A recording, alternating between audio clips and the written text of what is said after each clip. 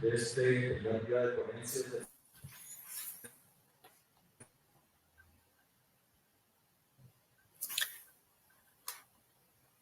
Buenas tardes. Buenos días allí en Colombia.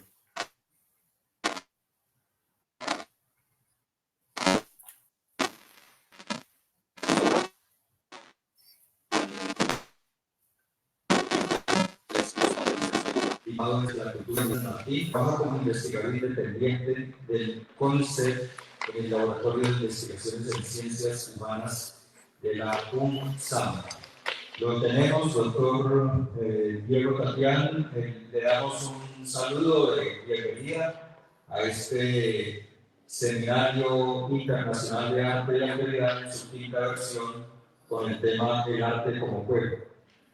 El doctor Tatián entonces nos va a presentar su ponencia El arte de perder, el arte de encontrar. Le damos la palabra entonces a... Bueno, muchas gracias, buenos días. No sé si se me escucha bien. Yo recién escuchaba un poquito entrecortado.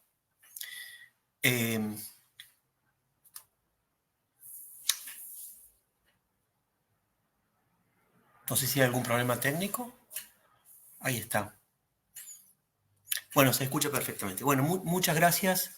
Quería comenzar por agradecer a la Universidad del Cauca por la oportunidad de intervenir en este seminario Arte y Alteridad.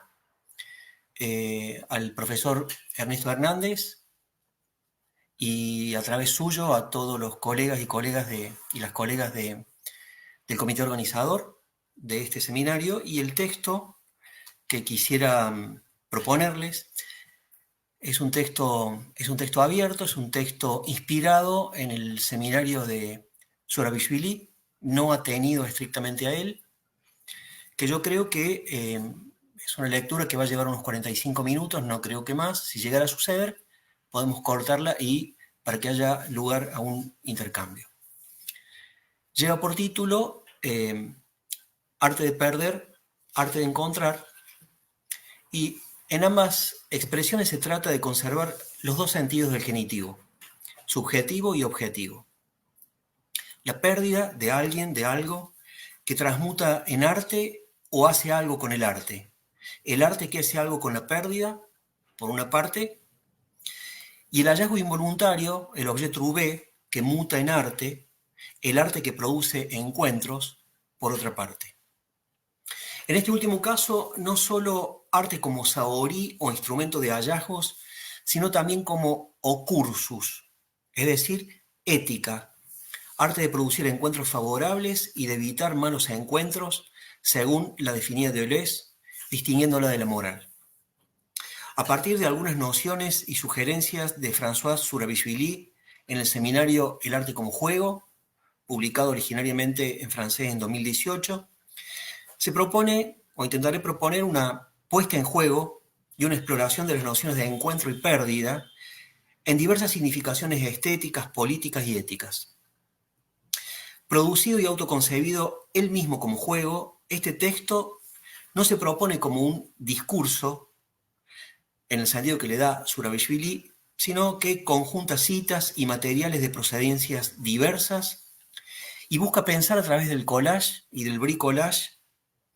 Usa y reutiliza restos no subordinados a ninguna totalidad que alguna vez fueron conservados por si acaso. Casi al final de su curso, en la sesión correspondiente al 9 de febrero de 2006, Zurabishvili extrae dos lecciones que conciernen al arte entendido como juego. La primera es que la exploración combinatoria azarosa del artista, que lleva a un hallazgo, nada tiene que ver con una inspiración, sino con una errancia. La segunda es el desmantelamiento de la oposición azar-necesidad y la consiguiente puesta en vinculación del juego y la necesidad. Y lo cito: tocamos algo necesario por medio de un azar necesario, un encuentro providencial. En este encuentro entra en escena el deseo. Es ahí donde el sujeto accede a su propio deseo y, literalmente, lo pone en juego. Fin de la cita. a la vez que mantiene unidas esta relación del artista con el deseo y la relación del artista con su material. Pero esa necesidad no equivale a unas reglas de juego, es más bien clinamen, desvío que la descifra como encuentro aleatorio. El artista, sostenía nuestro autor, no se atiene a reglas preestablecidas, sino que las inventa. Y por ello es que pone en obra una poética, es decir, la invención de un espacio de juego. Antes, en la sesión del 4 de noviembre de 2005, había mostrado que el deseo, y no la reflexión, es lo que se pone en juego a sí mismo en el reconocimiento de una obra de arte, que en el arte como juego se sugiere como un encuentro por medio del deseo y no tanto a través de una expresión que interpretar. Ser tocado por una obra de arte significa menos la comprensión de un significado oculto que la activación de una afectividad. Y por tanto, una modificación del deseo. El espinosismo surabishviliano se deja detectar aquí sin dificultad. Ese ser tocado, esa afectividad liberada por lo que nos toca, evoca lo que en su clásico ensayo contra la interpretación, Susan Sontag llamaba erótica del arte. En lugar de una hermenéutica, concluía su texto, el texto de Sontag, necesitamos una erótica del arte. El texto que sigue a continuación tiene dos partes. La primera, arte de encontrar. Me atraen las solicitudes desconocidas e imprevistas. Alguien a quien no conozco me propone una charla, o participar de la presentación de un libro cuyo autor era hasta ese momento ignoto para mí, o de un encuentro con personas desconocidas. Ello no oblitera la pregunta, ¿qué estoy haciendo aquí? ¿Cuánto hay de mi deseo en el hecho de estar aquí? La disponibilidad a una intromisión en lo desconocido, con desconocidos y desconocidas, quizá tenga su motivación más íntima en un hallazgo de algo colectivo. Lo colectivo es lo desconocido, o lo que siempre está por hacerse aún. Jean Oury, psicoanalista fundador de la clínica Laborde, propone una libertad de circulación en las instituciones de salud mental, en su caso, a la que llama también desenclaustramiento. Podemos trasladar esa idea para pensar una libertad de circulación intelectual, un desenclaustramiento intelectual, como principio básico de la atención. No lo formularía así, hablar de lo que no se sabe, de lo desconocido, sino así, inmiscuirse en lo que se desconoce. El desenclaustramiento como práctica es lo que abre la posibilidad de los encuentros. Y voy a hacer una cita un poco extensa que me parece relevante de Paul Pelbart en La filosofía de la deserción. Allí Paul Pelbart dice, tal vez todo esto dependa en el fondo de una teoría del encuentro. Incluso en el extremo de la soledad, encontrarse no es chocar extrínsecamente con otro, sino experimentar la distancia que nos separa de él. Encontrar puede ser también envolver a aquello o a aquel que uno encuentra.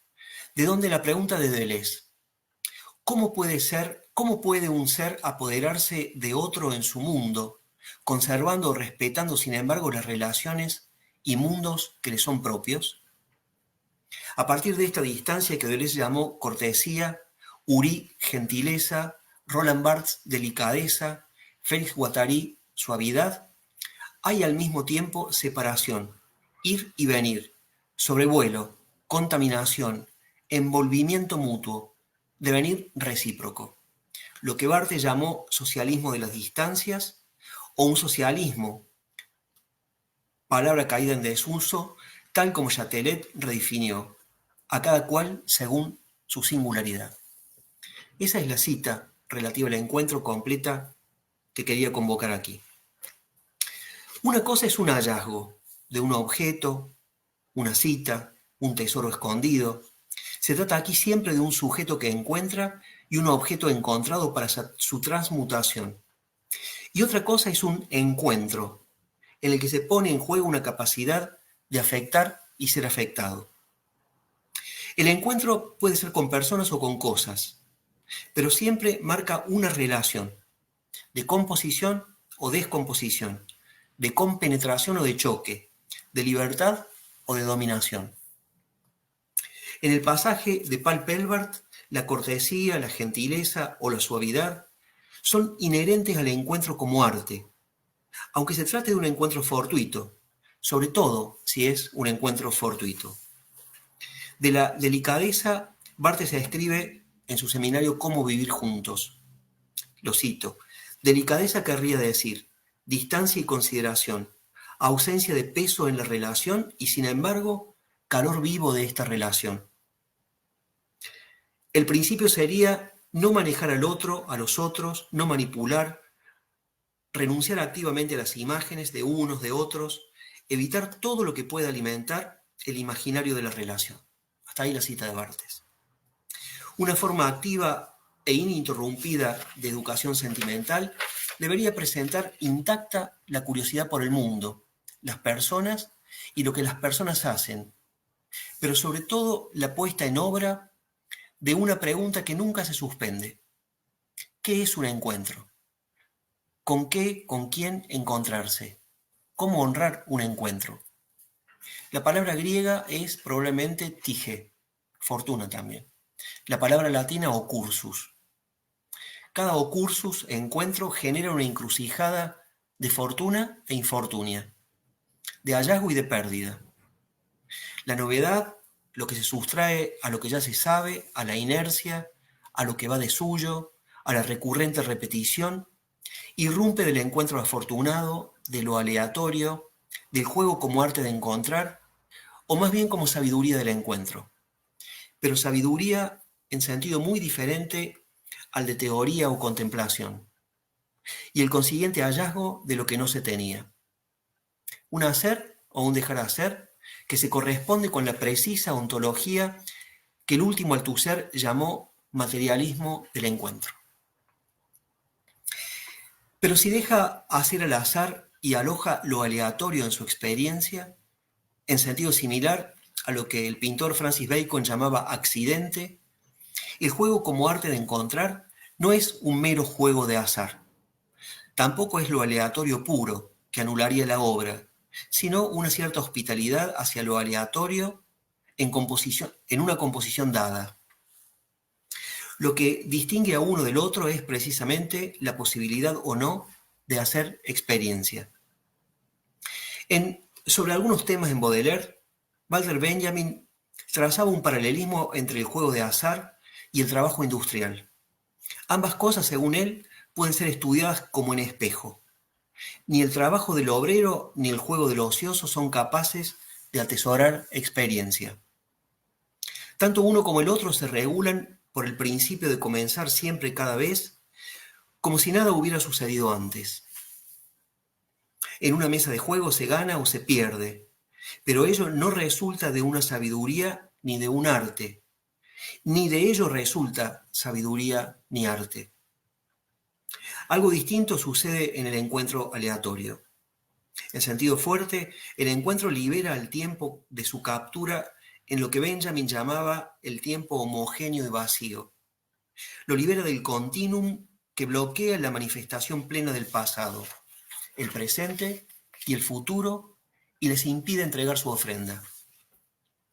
Aunque no supieran con claridad por qué, los revolucionarios franceses disparaban contra los relojes públicos. Todavía en la Revolución de Julio, dice Benjamin, se registró un caso que hizo justicia a esa conciencia. Cuando cayó la noche del primer día de combate, ocurrió que en muchos lugares de París, independientemente y simultáneamente, se disparó contra los relojes de las torres. Fin de la cita.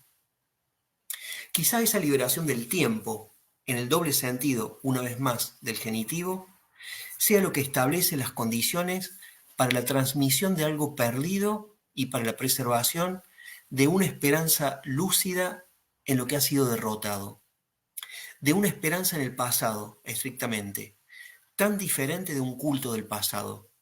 Se rinde culto a lo que está muerto, se tiene esperanza en lo que está vivo.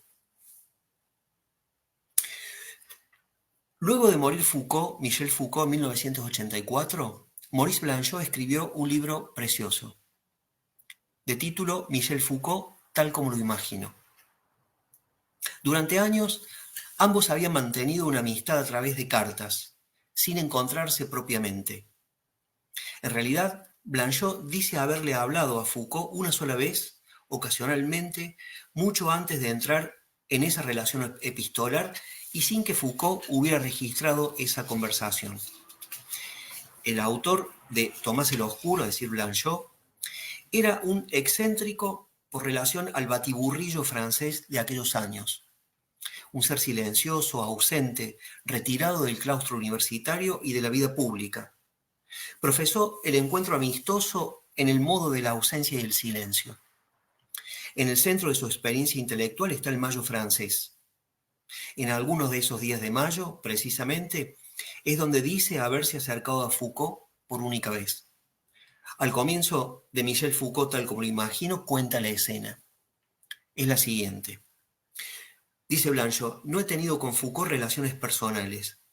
No me crucé nunca con él, excepto una vez en el patio de la Sorbona, durante los acontecimientos de mayo de 1968, donde le dirigí unas palabras, ignorando él quién le hablaba, y después, digan lo que digan los detractores de Mayo, aquel fue un hermoso momento. Cada cual podía hablar con otro, anónimo, impersonal, ser humano entre los seres humanos, acogido sin otra justificación que ser un ser humano. Fin de la cita de Blanchot. Mayo del 68 es interpretado por Blanchot como una experiencia del encuentro feliz, donde cada uno y cada una se abandonaba a la aleatoriedad de los encuentros, a una apertura radical a los desconocidos. Hay en Blanchot, en efecto, una idea fuerte de encuentro. El otro desconocido es considerado un compañero o una compañera. Mayo del 68 hace emerger y revela la clave del vivir juntos, donde no hay oropeles, donde no hay jerarquías, donde es suficiente que el otro o la otra sean y donde cualquiera toma la palabra por el solo hecho de poder hacerlo, por simple placer de hablar. Solo queda intentar construir encuentros con desconocidos indispensables para precipitar en algún lugar, en cualquier lugar en el que se esté, una comunidad de los sin comunidad. ¿Existirá otro lugar?, se pregunta la documentalista chilena Carmen Castillo, con la acuñación de un neologismo. Otro lugar, un lugar sin límites, la desterria, donde viven los exiliados, los desarraigados de todas partes. Un mundo en el que los muros han sido derribados, en el que las lenguas crean una música cautivante, donde es bueno vivir y morir. Hasta allí la cita. Un mundo en el que se encuentran los desarraigados de todos los lugares y también los nativos de todos los tiempos, donde tal vez el lazo profundo que une a las personas no es político ni religioso, sino algo del orden de la amistad. Producción de igualdades postergadas, imaginación de nuevas formas de lo justo, pero también descubrimiento de sentido para los que murieron sin sentido, a modo de ofrenda retroactiva, posible en el tiempo recobrado en el que nada ni nadie se ha perdido. Resistir lo irresistible por el camino de lo improbable trasunta la fidelidad a una promesa. Nada tiene que ver con un cálculo de probabilidades del éxito. Más aún, tomar partido por los oprimidos, dice Carmen, hasta la derrota si es necesario. Pero esa fidelidad no es apego a lo que solo puede existir en el desapego, ni repetición de lo que fue alguna vez, sino tarea de mantener abierto el enigma de lo que nos toca y de los que nos tocan, desde atrás, despacio, aunque no podamos verlos. O, como escribió Daniel Ben Said, el derecho precioso de recomenzar. En un artículo de los años 90, Horacio González, un querido compañero y filósofo argentino que falleció el año pasado, quizás el más grande filósofo argentino de este tiempo, Horacio González evoca un relato que atañe la cuestión del hallazgo sin querer. Al parecer, en una conversación con su amigo Paul Veyne, el poeta René Char, que participó como maquis en la Resistencia, contó la historia siguiente. Cierta vez hubo que disponer de un campo para que aterrizaran los aviones ingleses que apoyaban a los partisanos. El campesino al que pertenecía el suelo apropiado solo pone por condición que no se derribe el viejo nogal que se encontraba en él.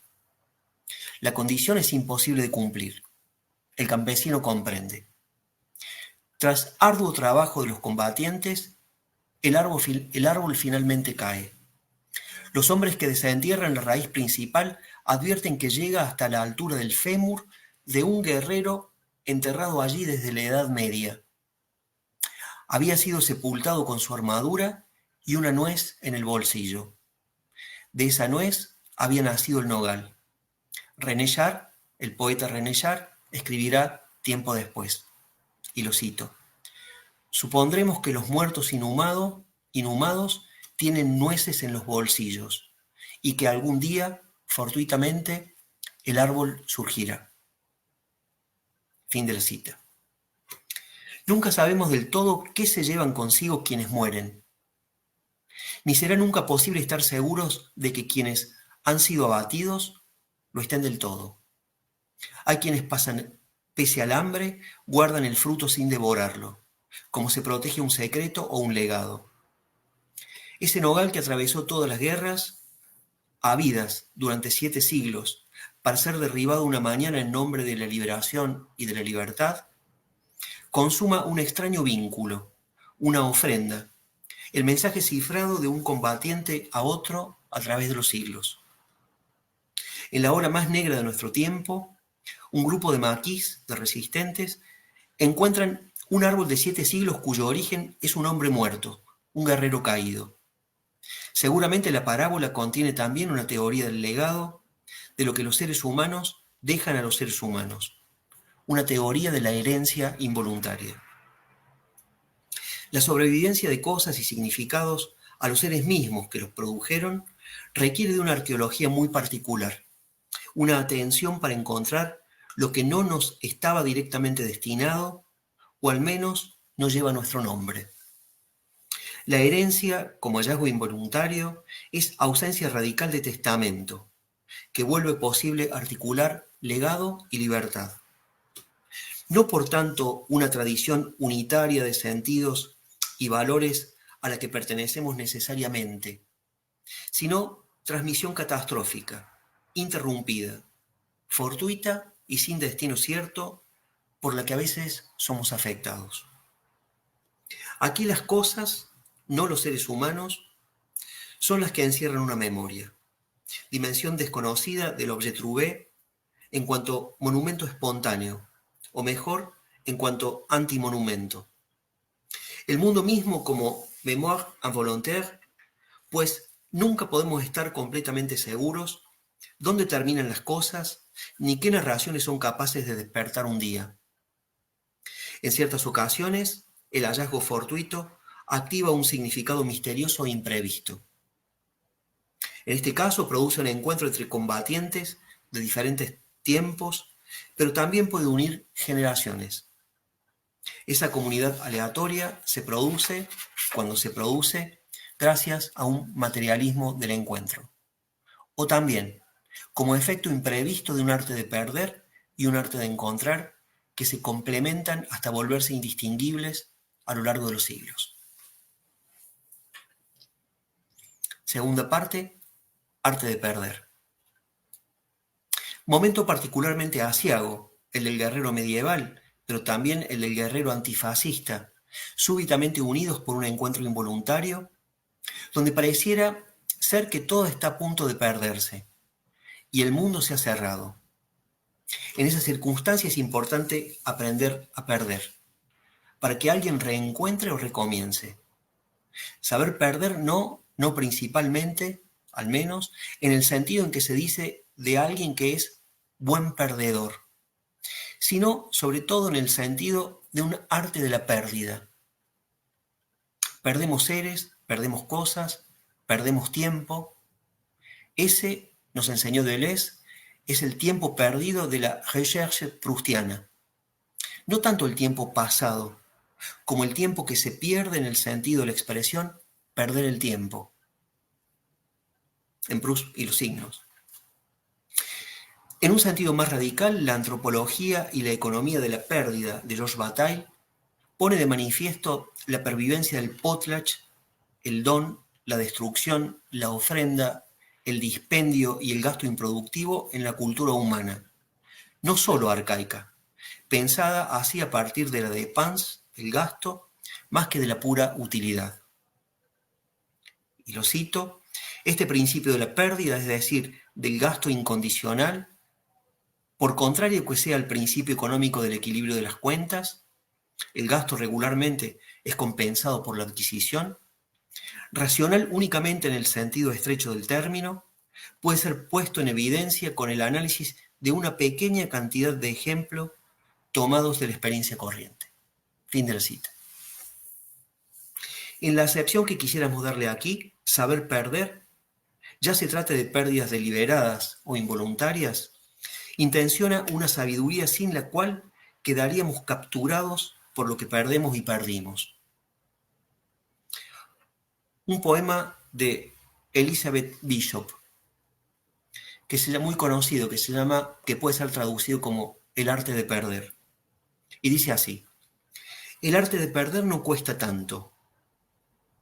El arte de perder no cuesta tanto irlo aprendiendo, insiste en las cosas hasta tal punto en perderse, que el llanto por ellas dura poco.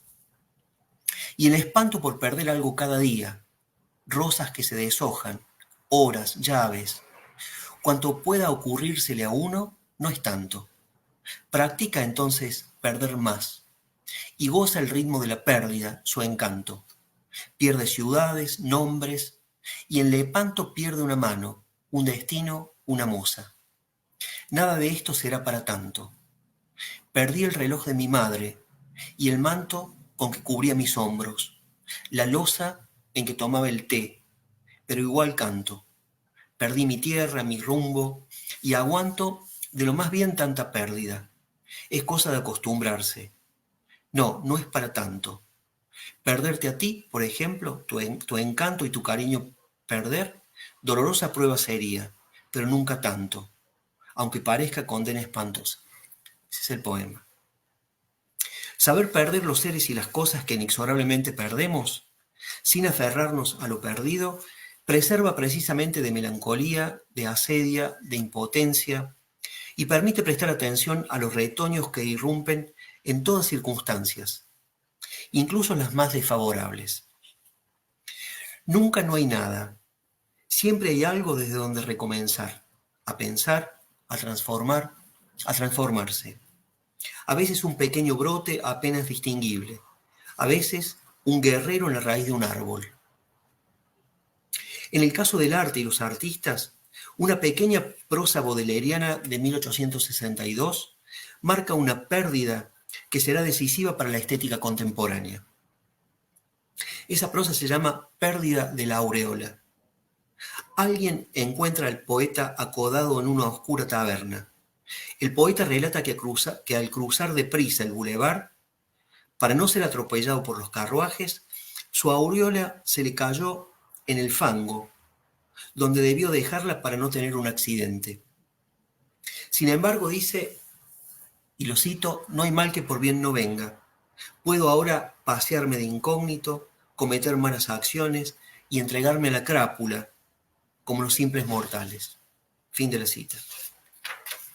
Despojado de su antigua aureola, el artista de la vida moderna decide no intentar recuperarla para no ser reconocido y por aburrimiento, dice, de la dignidad. Más aún, continúa el texto, pienso con alegría que cualquier malvado la recogerá y se la pondrá impúdicamente.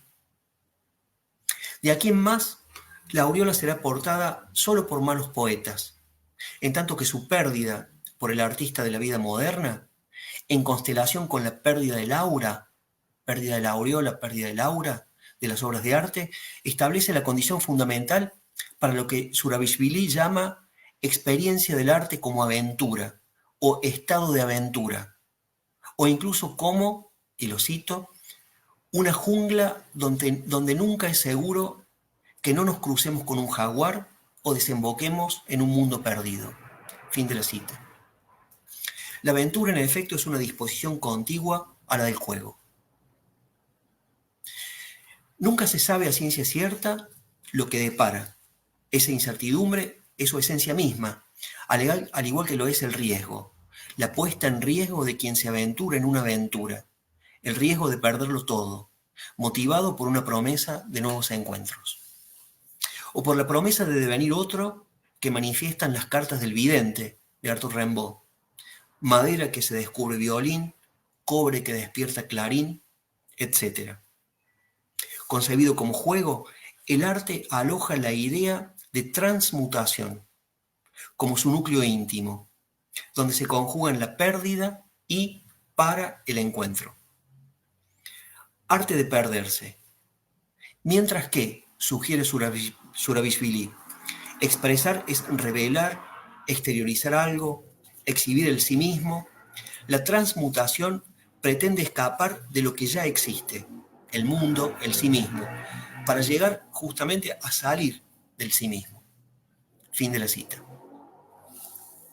Como es evidente, la estética no es, para Zurabishvili, una disciplina entre otras de la filosofía, junto a la ética, la gnoseología, la metafísica, sino un acontecimiento que la transforma en su totalidad, un giro que afecta a la práctica del pensamiento que llamamos filosofía tanto como al arte. La concepción del arte como juego, que en la historia de la filosofía tiene su inicio en Kant y en Schiller, es confrontada por Zurabishvili, a la que lo concibe como una expresión y un saber, o como la expresión de un saber y la correlativa contemplación de lo expresado, concomitante con un sentido oculto que desentrañar. Concebido como juego, el arte deja pues de ser, para enunciarlo según una definición emblemática, la manifestación sensible de la idea o de una idea.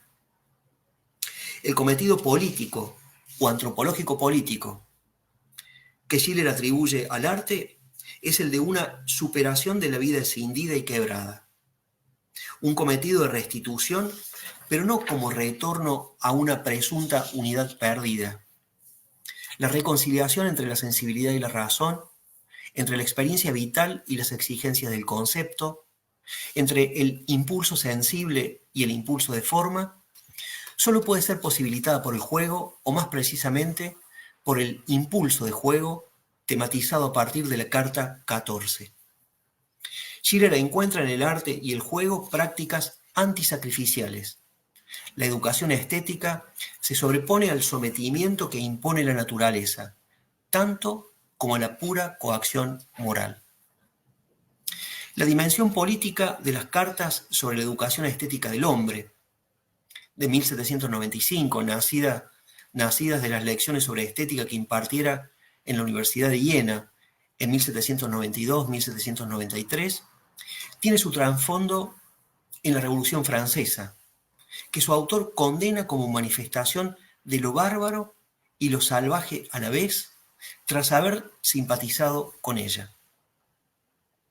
Lo que se trasunta aquí es una experiencia de la pérdida, haberse perdido la revolución perdida.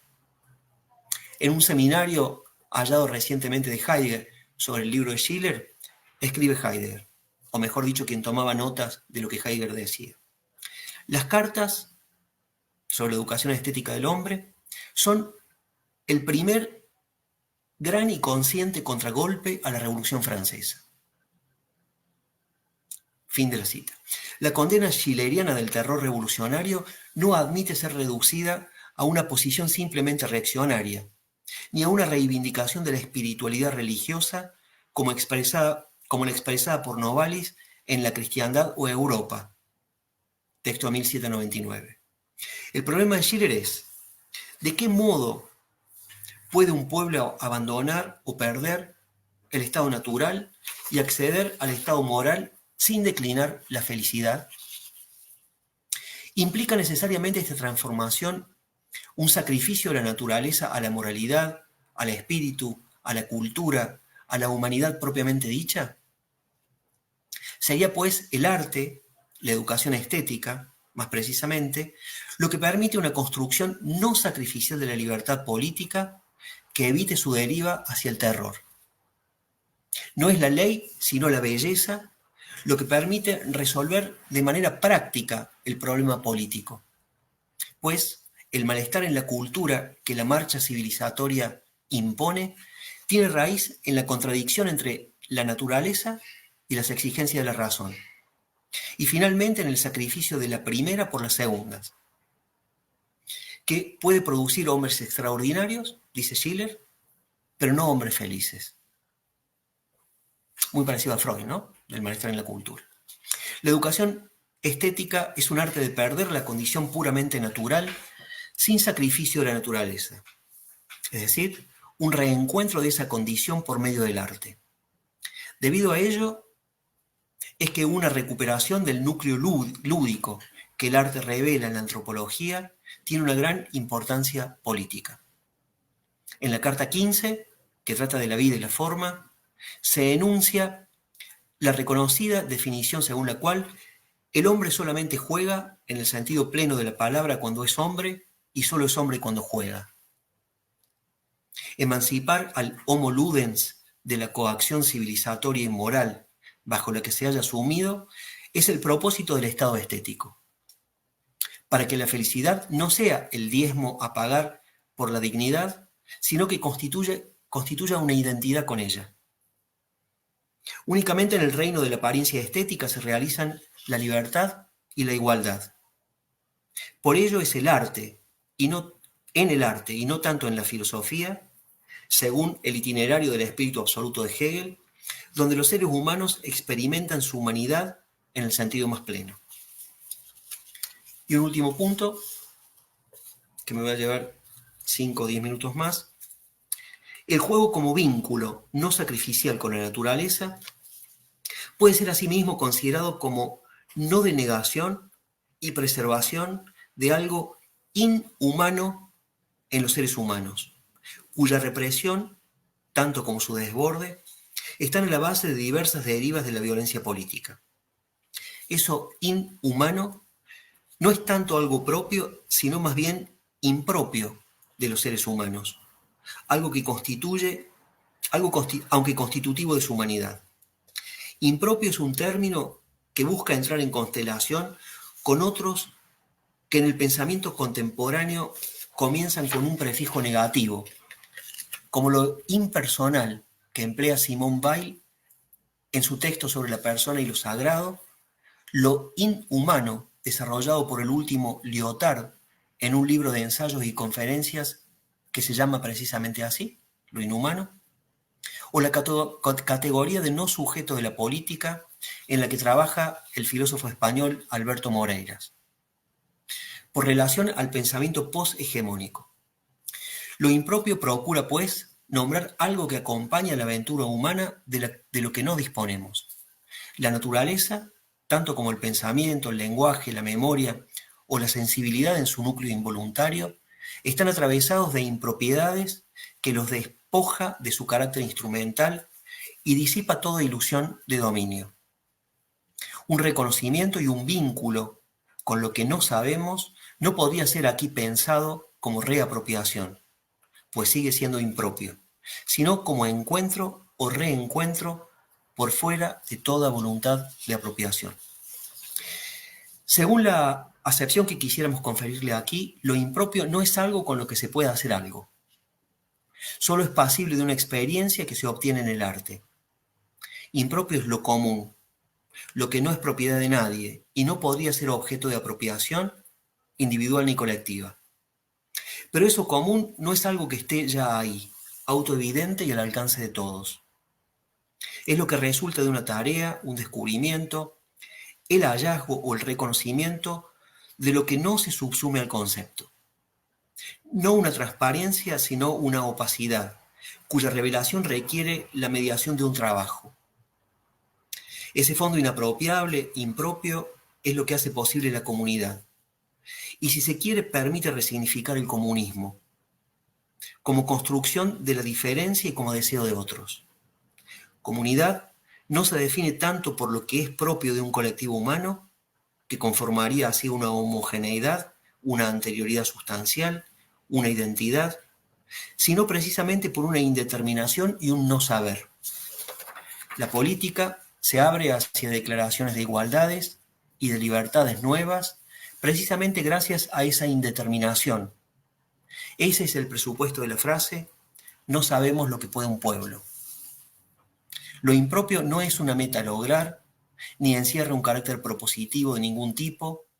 Más bien, pretende considerar una dimensión de la experiencia humana, tomar en cuenta para, negativamente, evitar las instancias sacrificiales que se producen si no se lo hace. Quizás los desastres del llamado comunismo real, como la barbarie de la Revolución Francesa según Schiller, no sean completamente ajenos a una supresión de ese registro. En sus últimos textos, Lyotard invocaba una resistencia y una atención a la deuda que toda alma contrajo con la indeterminación de la que nació, es decir, con el otro inhumano, no en sentido religioso, sino anterior al lenguaje y a toda interpretación y dominio de sí. El trabajo de la filosofía, de la escritura, del arte, se orienta como resistencia a testimoniar y preservar esta inhumanidad. Dice Lyotard, algo privado de habla, incapaz de mantenerse erguido, vacilante sobre los objetos de su interés, inepto para el cálculo de sus beneficios, insensible a la razón común. Y plantear un conflicto de las inhumanidades. Si lo propio del ser humano es estar habitado por lo inhumano, que en rigor no es algo propio, como decíamos, sino más bien impropio, infans, carente de habla, la violación de los derechos del hombre, la deshumanización social, económica, antropotécnica, biopolítica, lo es tanto respecto de la humanidad del hombre como de lo inhumano que hay en él. Los derechos inhumanos,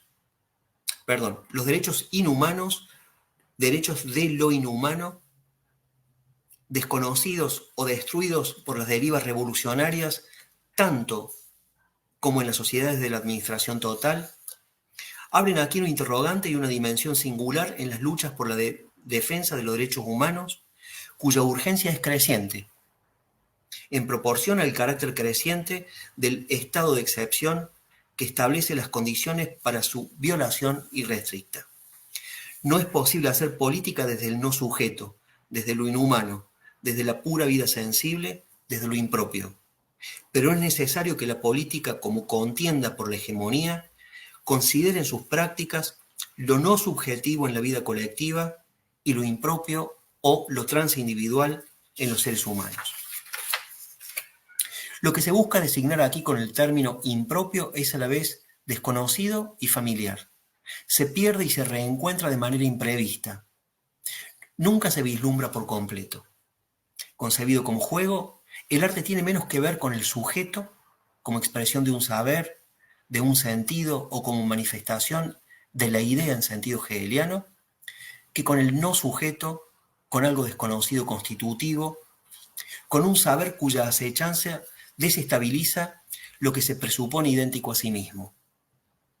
No solo, por tanto, para decirlo con Surabishvili, relación del sujeto con un material sensible, sonoro o visual, sino la relación del sujeto con su propio deseo o fantasma, con lo otro de sí o consigo mismo como otro, en forma de juego, como experiencia de la naturaleza declinada, infancia, inhumanidad, extrañeza íntima. De ese modo, el arte es el lugar de una humanidad menos violenta, menos dañada, y la búsqueda sin término de lo sacrificado por las exigencias de la cultura. Bueno, muchas gracias.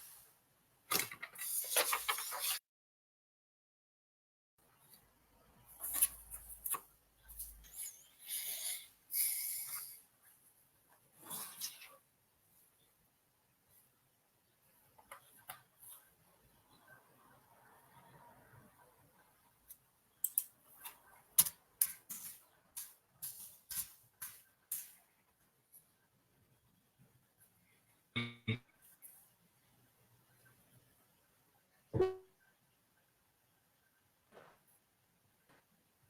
a las preguntas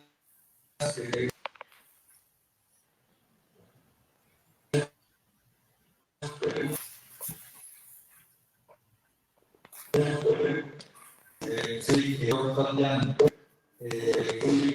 muchas gracias por su presencia sobre esta visión pues, es científica acerca del arte de lo que se encuentra en mi caso, yo no soy zootecnista,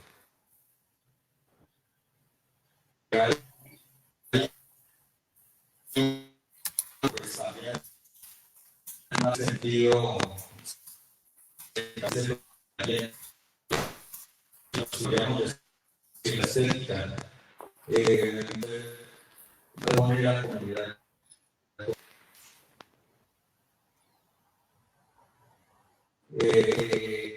Sus Ok. preguntas, Ok. ya.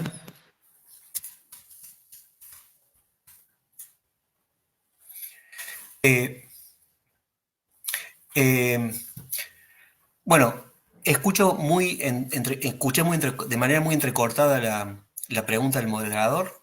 Me fue transmitida como cómo se compone la comunidad con lo impropio. Justamente lo impropio es un concepto negativo, es un concepto que presenta una diferencia ontológica con toda identidad, con toda sustancialidad, con toda esencialidad. Como me gusta pensarlo, justamente es una apertura que hace posible la constitución de la comunidad, pero que no puede ser representada ni pensada justamente como un fundamento, ¿no? Quizás haya una raíz heideggeriana en este texto, pensar la comunidad, por lo tanto, no como algo a lo que se pertenece inexorablemente, no como algo por lo que somos determinados también inexorablemente, sino que lo común, lo que es común en los seres humanos no es algo, sino precisamente nada de algo, ¿no? No es algo de lo que podamos apropiarnos, en mi opinión, sino justamente lo inapropiable. Y desde ese sentido me parece que la constelación con otras palabras que comienzan con el prefijo negativo permiten pensar una forma de comunidad, de vivir en común, de estar en común, de vivir juntos, que menos violenta, ¿no? Bueno, y la exploración de eso impropio, de esa impropiedad, es justamente lo que lleva adelante, más que ninguna otra forma humana, el arte, ¿no? Hay una inagotabilidad en eso impropio que constituye a los seres humanos, de lo que los seres humanos no disponemos, con lo que los seres humanos no podemos producir una instrumentalización, que solo puede ser pensado, que solo puede ser explorado de manera privilegiada, en mi opinión, justamente por el arte.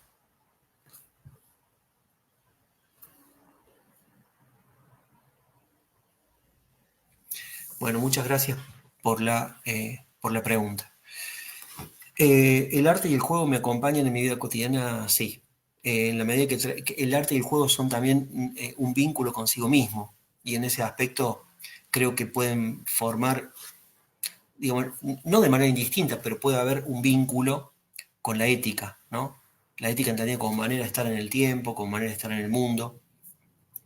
Por ejemplo, a mí me sucedió algo que podría decir que me cambió la vida, que es que durante la pandemia, es decir, hace muy poquito tiempo, tengo un hermano que es pintor, un buen pintor además, y le pregunté si podía comenzar a pintar con él, si me enseñaba un poco a pintar. y, y desde entonces, es decir, hace 3 años, es que tengo una cierta rutina con la pintura, sin ninguna pretensión, sin ninguna aspiración, y realmente es una vía de muchísima felicidad, ¿no? Que se ha incorporado a mi rutina. El arte y el juego no es lo propio de los artistas, sino que está, lo que yo aprendí, ¿no? Al alcance de cualquiera. Cualquiera puede hacerlo y es una manera de modificar la vida cotidiana. Y también permite sustraer la vida de un cierto régimen o de una cierta regimentación, de la neurosis, ¿por qué no? Que es una manera de transitar el tiempo, ¿no? Entonces, la respuesta sería que trato, al menos, de que el arte y el juego acompañen mi vida cotidiana, ¿no? Para volverla más rica, para volverla más plena y para volverla menos rígida, sobre todo, ¿no? Así que, bueno, muchas gracias por la pregunta.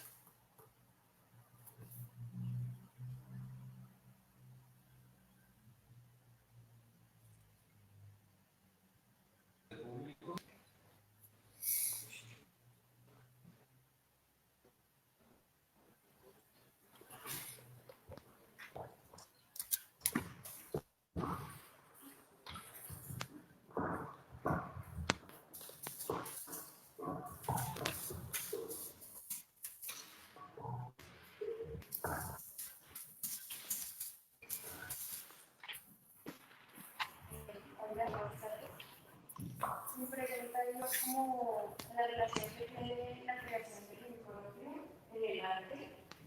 Por ejemplo, como la crítica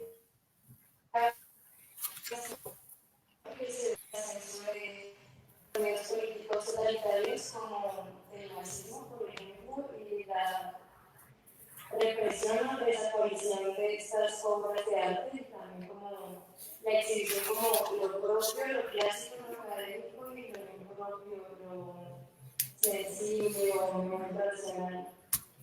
Es muy interesante.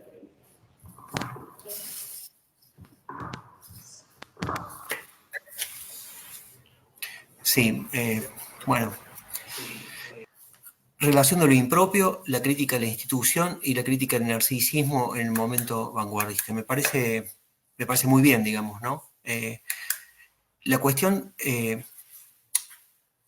me parece que el arte contemporáneo, digamos, o el arte después de Duchamp, no es solo una crítica al arte como institución moderna, como institución compensatoria del mundo de la vida que deja incólume, que deja intocado, del mundo de la vida donde suceden todas las explotaciones y por lo tanto es funcional a él, sino que también es la experiencia moderna del arte es una crítica de la idea de artista, ¿no?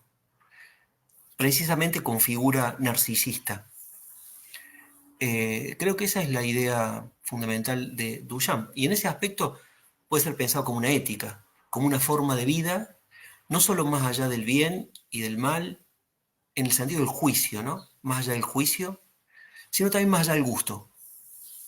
Eh, una, eh, Me parece a mí que lo impropio permite recomenzar, es una recuperación de lo reprimido y por lo tanto de la infancia que no se reduce a poses, digamos, ni a la sociedad del espectáculo, ni a poses narcisistas, que es precisamente lo que queda atrás cuando se abre, cuando este concepto es orientador para lo que hacemos en la rutina, en la vida cotidiana y en la ética en general, ¿no?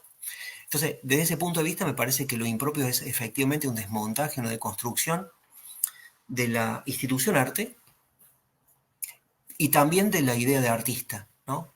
El arte como, lo que decíamos recién, el arte como aquello que está al alcance de cualquiera y que vuelve plena las vidas.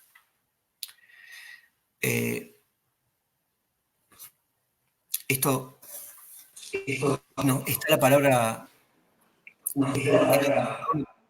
nazismo me pone ahí, pero me parece una cosita más, no sé si interpreto la pregunta, pero justamente la recuperación de la noción de comunidad, que es una noción muy complicada por las derivas que ha tenido en la política del siglo XX, ¿no? Básicamente en el nazismo y en el fascismo. La idea de comunidad arraigada en las nociones de sangre y suelo, por ejemplo, la comunidad como sustantiva, la comunidad como un cementerio común o como una raza que la establece, es justamente lo que la idea de una comunidad impropia o de una comunidad de los sin comunidad, o lo que Jacques-Luc Nancy llamaba la comunidad inoperante, es aquello de lo que permite sustraernos. Es decir, recuperar la idea de comunidad sin embargo, afectarla por ese sustancialismo que fue propio de ciertas filosofías y prácticas políticas de la comunidad en el siglo XX. Entonces me parece que en ese punto de vista, desde ese punto de vista es que el arte como exploración de lo impropio y como producción de comunidad, de apertura a comunidades inesenciales, a comunidades nuevas, a comunidades efímeras, a comunidades inconfesables, presenta una dimensión ética y política importantísima. Bueno, yo no escucho bien, por eso me escribe el administrador. Quería, si fuera posible, quisiera volver a agradecer la escucha, las preguntas. Ha sido un placer para mí compartir este momento. Gracias, doctor Tatiana, por su ponencia. Esperamos tenerlo en una ocasión, ojalá esencialmente haremos lo posible pues, para que nos acompañe en una sexta versión del Seminario Internacional de Arte. Muchas gracias. Bueno, muchas gracias de verdad a ustedes. Ha sido un placer este inicio de conversación que ojalá se extienda en el tiempo.